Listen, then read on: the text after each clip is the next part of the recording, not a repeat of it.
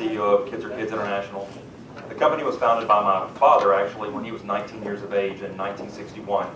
As the story goes, his father passed away when he was 14 years old, and it was just him and his mother to make ends meet. One day they decided that they needed to do something to earn a living. So they started taking care of children in their home in Decatur, Georgia. We were born and raised here. Distant relatives are that we have here, all the way back to the chief of police in Snellville, and Carl Vinson is a distant relative of ours. So we have strong family ties here in Georgia that we depend on and we lean on every day. But the company was really started by just one child at a time, and building relationships with families, and learning how to take care of young children and educate them. And so by doing exactly what you say you're going to do is what has led us here today. Presently, we take care of a little over 53,000 children a day. We control or have right at $1 billion in real estate with our name on it. We are opening about $40 to $50 million worth of real estate here in the United States. Hey, Kids Are Kids China, how's that? Over the last 53 years that we've been in business, the first thing that we thought of, and the last thing that we think of when we close our eyes at night, is relationships, and how important it is to have relationships, and what it means to have that camaraderie, to know exactly what that means, that it truly takes a village in order to get done what you need done every single day. These are my parents. I can't see this, so this is my parents. This is Pat and Janice Vincent. They are still involved with the business today. We have moved my father to a chairman position, and my mother is she is the vice chairman. She's a vice chairman as well as the CFO of the company. Her financial stewardship is a true blessing to our company. Our company, as it stands today, we are a debt-free company. Our facilities are all paid for, and we are able to enjoy that with financial responsibilities back to our franchisees every day. The philosophy behind Kids Are Kids is to hug first, then teach. A kind of a funny story is that when we were in Shanghai a couple of months ago at one of the expos, our director of education in Shanghai came up and she says, "I have a hard time understanding the philosophy. I get hug first, then teach, but with all of these children, how do you hug, then teach on different activities every single day?"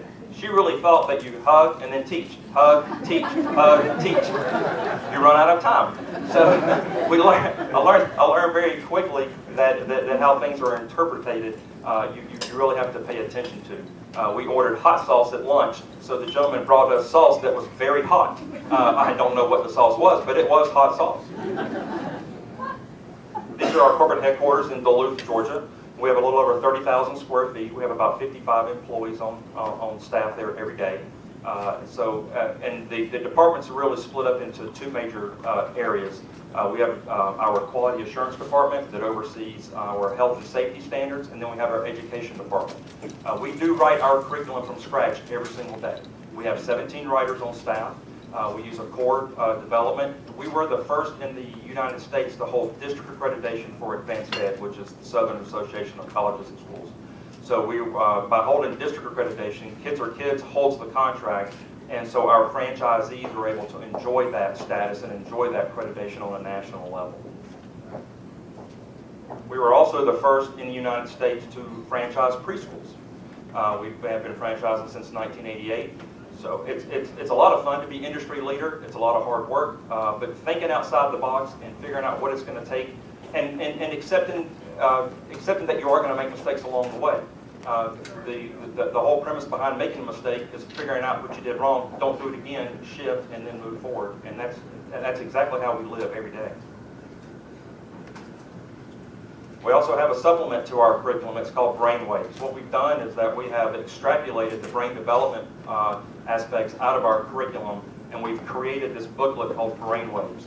So now we literally can tell a parent why a child asks why. We know what it takes when a child is moving throughout our classrooms based on their development level, what lobes of the brains are getting stimulated. And this book does that step by step.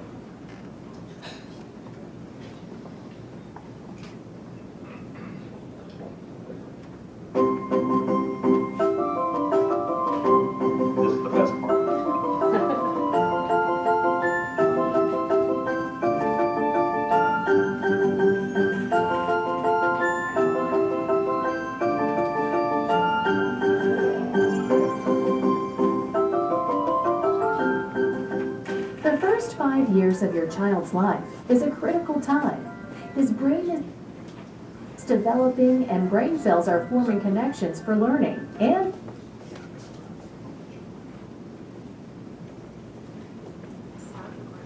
future success in school. During these early years, the experiences and interactions your child has will determine which brain cells are activated and which ones are pruned away from lack of stimulation.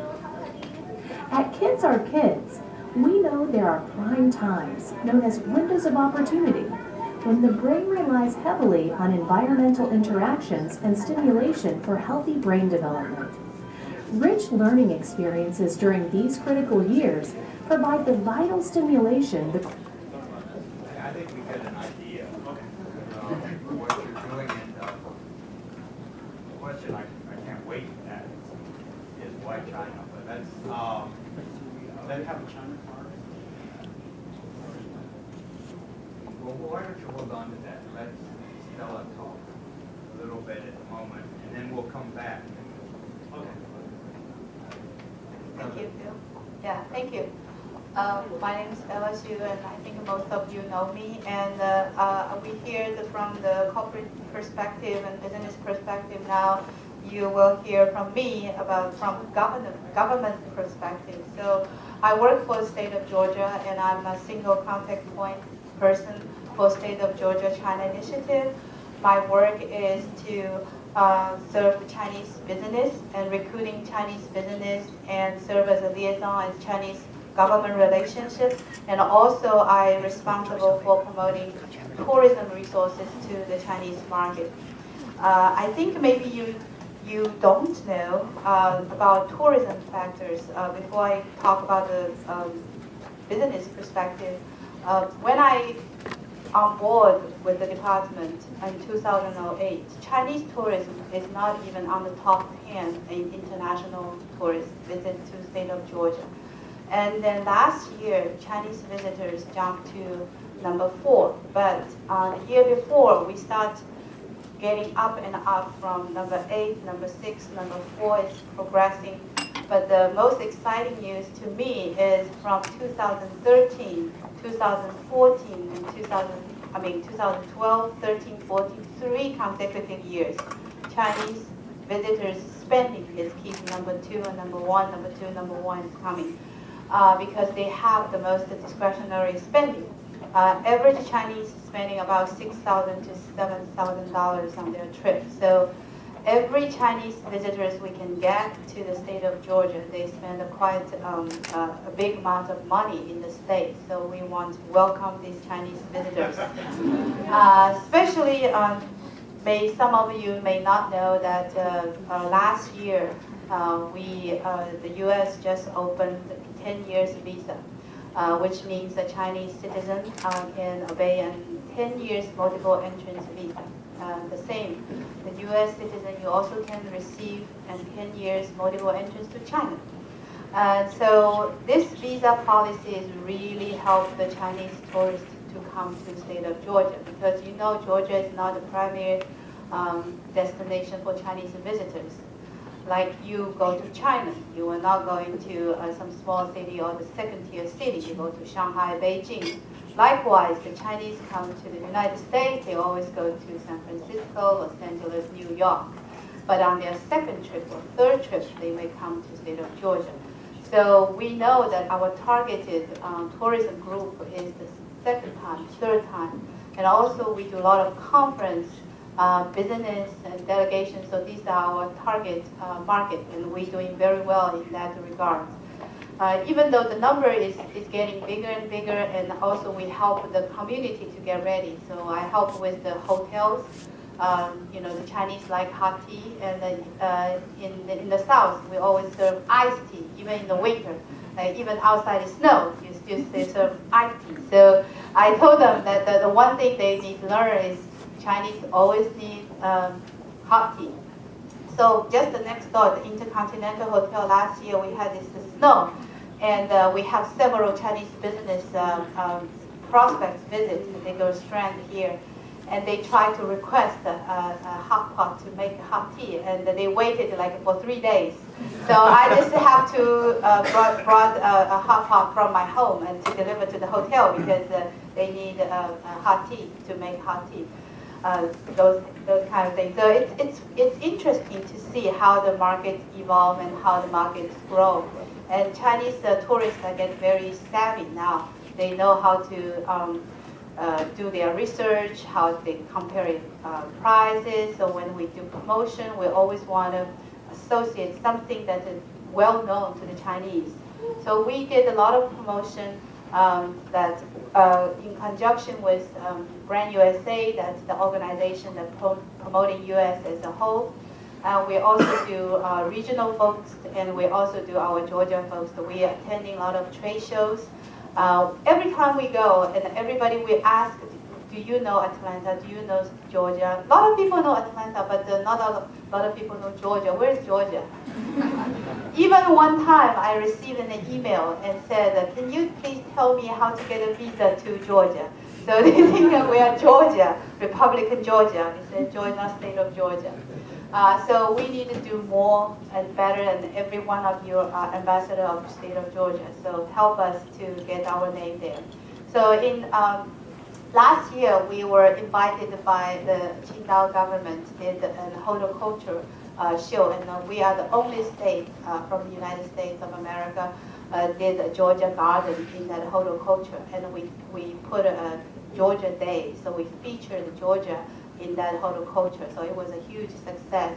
So we invite different industry and different sectors came, and actually Dr. Liu was on the trip, and from education, agriculture, and other industry, and all came together. So we did a feature day. Georgia doing business, education is a big thing in China. You know, kids are kids. They educate from kids, and they go to college. So now, I think if you read a recent economics review, and there's an article, Georgia on Their Mind, talking about Georgia Tech, the impact they are making. And also, we help Georgia State doing a program in China too. So we did this movie scene because a lot of people know Atlanta because of the Gone with the Wind.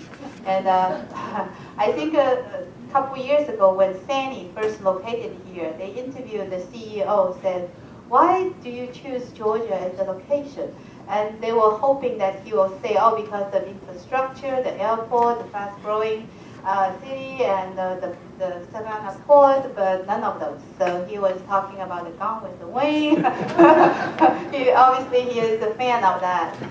But that's the generation. That's my parents' generation. But in order to capture different generations, so we came up with, because film industry is booming in Georgia.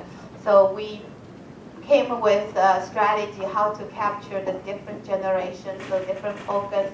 So we brought the Gone with the Wind. So we asked our staff, state budget is very tight. So we cannot afford to hire professional performance. So we just asked the staff to dress like Scarlet and Red. So we post pictures in the garden, and then we do also different timing. We time the different eras, movies like Forrest Gump, that's very well known in China, and the recent one, the Catch Fire, and also Walking Dead is beloved by the young generation. So, and we had a drawing with the Walking Dead T-shirt. So everybody knows, and we give the flyer, the information. It was very, very successful.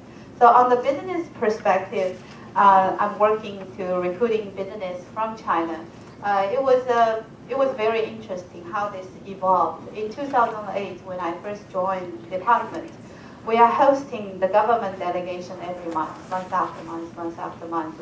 Occasionally, we have a company visit. So our leadership was asking, why all these governments are coming to the state? We want to host the business, but I told them that you have to keep very good relation with the government, then they will bring the business. And fortunately, they trust me, and they trust that to keep a good relationship is the key to success in China, like UPS. So we actually do a lot of partnership with UPS. They support our governor's mission. And so on and so forth. And we also support our company, like we view ZTE as, once you located in Georgia, we view you as a Georgia company. So we have a policy when our state government take a mission to China, we have to fly Delta, our home airline, we ship in UPS, we drink Coca-Cola. We even stay intercontinental, even their North America headquarters here. So, you know, if we have kids, we send to kids and kids. So we try to support our home companies that they have a presence in state of Georgia. And as time goes by, we see small, large, medium-sized companies come and visit us. So up to date, we have over 50 plus companies are located in the state of Georgia. Most of them are small, medium-sized. And then we do have a manufacturing in Peachtree City, Sandy Heavy Machinery, and we also have Hisense. Their marketing and sales office, they have about 100 people. Actually, this weekend, they are sponsored a NASCAR. They grow tremendously since 2009. They moved their headquarters, North American headquarters, from LA to Atlanta. And up to date, they start with like 10 people, now 100 people. And now they add R&D. So it's a tremendous growth, and we have a very good relationship with them. So tomorrow I'm going to NASCAR. This is my first experience for NASCAR. And ZTE is a good supporter of us too. So Samuel and we have a very good relation. They always ask me to try their phones and give them feedback. So it's a very nice relationship as well. So we do have, like, from last year, we are receiving more and more company visits, company requests. And so as we going forward, we have more and more company inquiries. And most of them, as I said, small, medium size. And most of them already have a business in the North American market. They sell their products in the North American market. So they do a lot of OEMs, but they want to be recognized. Their name want to be recognized. So they want to use their own name. They want to use their own channels. So they want to establish their presence. And eventually they want to have a manufacturing here. Because if they do not have their services, products in the market, it's very difficult for like a stranger to come here and set up a manufacturing. They have to have a market here. They have to have a need here. So we have to have starts from somewhere. At the beginning, my leadership was like, oh, we need a manufacturing. We need a manufacturing. So the small company, we are not really want to put a lot of resources to help them grow. But I said, you have to help them grow. Then once they grow and they have business, then they will come and they will, they grow, then they will expand. So let's hear from Sam before I eat. Okay, yeah, that's good. Yeah. Go back. All right. Hello. Good evening, everyone. And my name is Sanderson, and from ZTE, and running for the sales and the marketing and Atlanta, especially focused on the world's largest carrier, AT&T.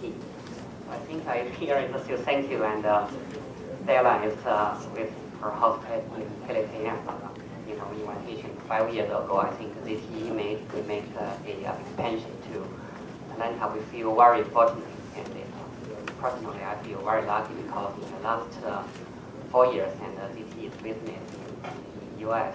and especially in the Atlanta area, we grow more than 10 times. So, and I just quick brief of my company. And so ZTE is with Chinese company and listed in China and Hong Kong. We still have 20% is owned by the U.S. and European investors such as Fidelity and Boston Investment. And the company is we start doing business in the U.S. I think it's 1998, and right now, and we have a 15 office in the U.S. and Atlanta is one of the biggest, and both for the sales, marketing, and also some part of the R&D. And the company is we are in the telecommunication, and we have very broad product line, and from the wireline to wireless to the devices,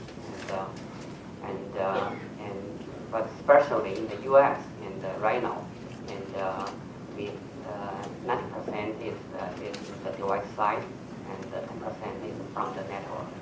And I used to work in the network side, especially in the wireless, and starting with the 2 years, and starting years ago, it's focused on the device only.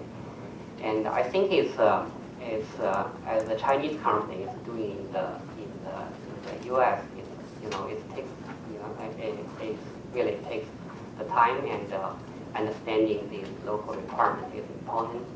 And we build it. I think right now the success of just some facts first. So right now we are in terms with the device, and right now we are the number 4 in the U.S. and as the OEM. And talking about AT&T, and in their Go phone business, we are the number 1 position. And in the whole U.S. in the Go phone and the no contract area, we're in the number 2 position. And right now, I think in the U.S. there are around 20 million U.S. subscribers carrying ZTE phones. And I think it's the success of the ZTE, and in the U.S. I think is the chairman of ZTE as a whole, and he has the wisdom such as the global success and from the local wisdom. So my team and we have more than 90% is from the local. I think that's really important, and to help to drive the business, understand the requirements locally, and then have the capability in China to do the R&D and the supply chain.